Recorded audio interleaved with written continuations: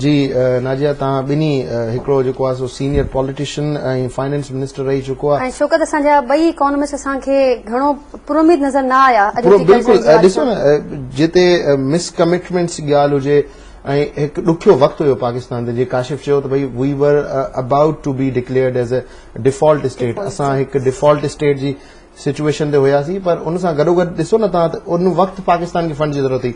असां चयो we have 3 options A, B, C।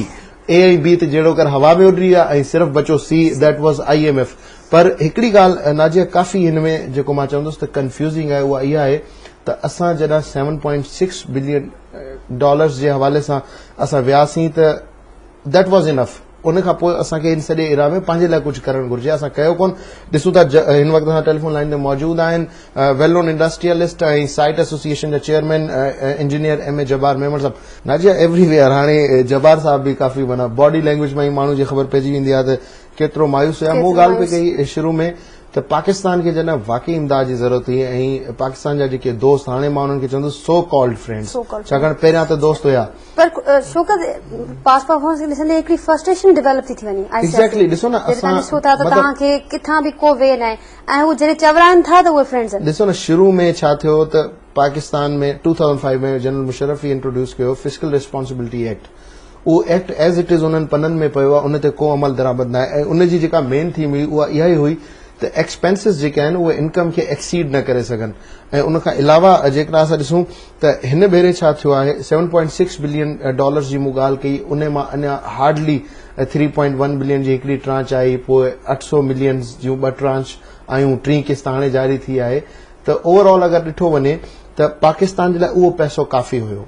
Pakistan खे पंहिंजी जेका लोकल इंडस्ट्री आहे उनखे सपोर्ट कराइण जी ज़रूरत हुई। इवन मां काफ़ी प्रोग्राम्स में तव्हांखे बि ऐं ॿियनि पंहिंजे प्रोग्राम्स में बि ॻाल्हि कंदो आहियां त असां मिनरल वाटर बि इम्पोर्ट कंदा आहियूं, असां मखण बि इम्पोर्ट कंदा आहियूं, असां फ्रोज़न चिकन बि इम्पोर्ट कंदा आहियूं। इहे उहे शयूं आहिनि जेके असांजी पंहिंजी इंडस्ट्री में ठहनि थियूं, असांजे पंहिंजे मुल्क में पैदा थियनि थियूं। त अहिड़ियूं काफ़ी एक्स्ट्रा शयूं आहिनि, अगरि उन्हनि जी इम्पोर्ट ते ई बैन कयो वञे त असांजो फॉरेन एक्सचेंज बची सघे थो, जंहिंजे लाइ असां हिन वक़्तु मतिलबु के कराची खां वठी या आउं चवां त टोक्यो खां वठी असां टेक्सस ताईं वञूं था, उन खां अलावा असां वाशिंगटन ताईं वञूं था, असां जर्मनी ताईं वञूं था।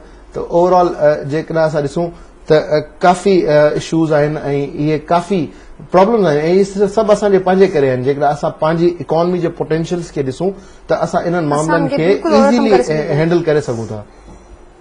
जी जी हिन वक़्तु असां टेलीफोन लाइन ते मौजूदु आहिनि डॉक्टर अयूब मेहर साहब, वेल नोन इकोनॉमिस्ट। डॉक्टर साहब अस्सलाम वालेकुम। जी अस्सलाम वालेकुम डॉक्टर साहब। जी डॉक्टर अयूब मेहर साहब सां असांजो राब्तो कटिजी वियो आहे।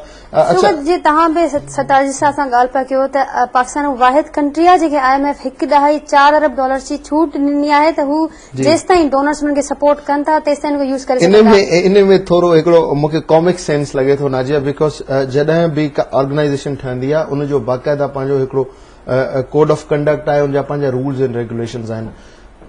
वाकई ईअं थियो आहे या न थियो आहे, पहिरियां काफ़ी शक हुया इन हवाले सां, पर लास्ट वीक जेका IMF रिपोर्ट जारी कई आहे उन में बि IMF क्लियरली चयो आहे त छाकाणि त फ्रेंड्स ऑफ पाकिस्तान तरफ़ां पाकिस्तान खे $3 अरब रुपया मिलणा हुया, उहे न मिली सघिया आहिनि। इन करे असां पाकिस्तान खे $1.4 अरब जो अलो कयूं था, तूं पंहिंजे स्टैंड बाय।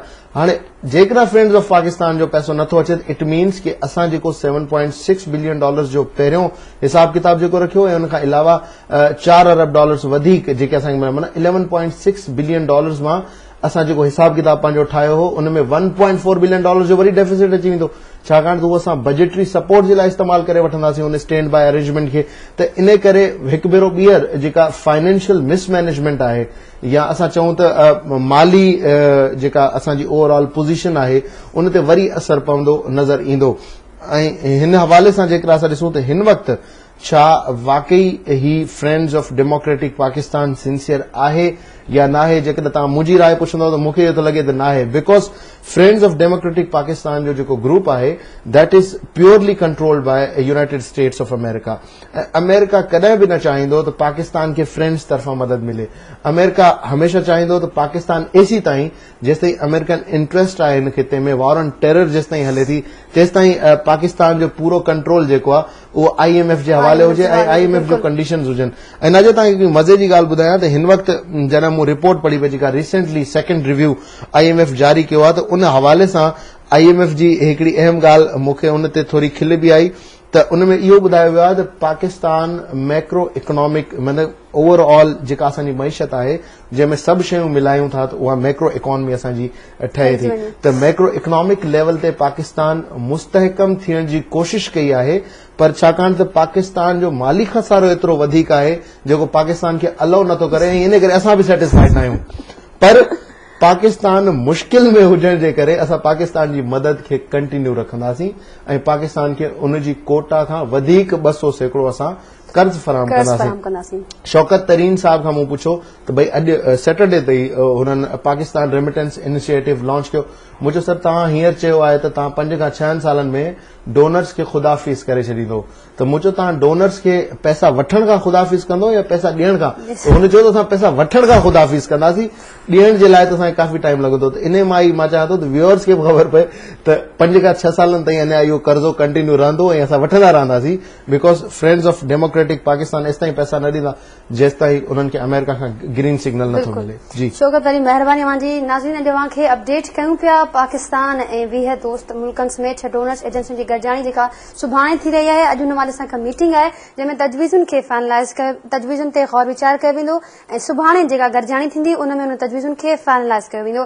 नाज़रीन हिन हवाले सां मुख़्तलिफ़ माहिरनि जो इहो चवणु आहे त फ्रेंड्स ऑफ पाकिस्तान मां सवाइ आसिरे जो ॿियो कुझु नाहे मिलणो, पर थोड़ी घणी होप बि ॾेखारी आहे कुझु माहिरनि। वधीक अव्हांखे इन शू ते अपडेट कंदासीं, हींअर शामिल कंदासीं बुलेटिन में कुझु वधीक ख़बरूं।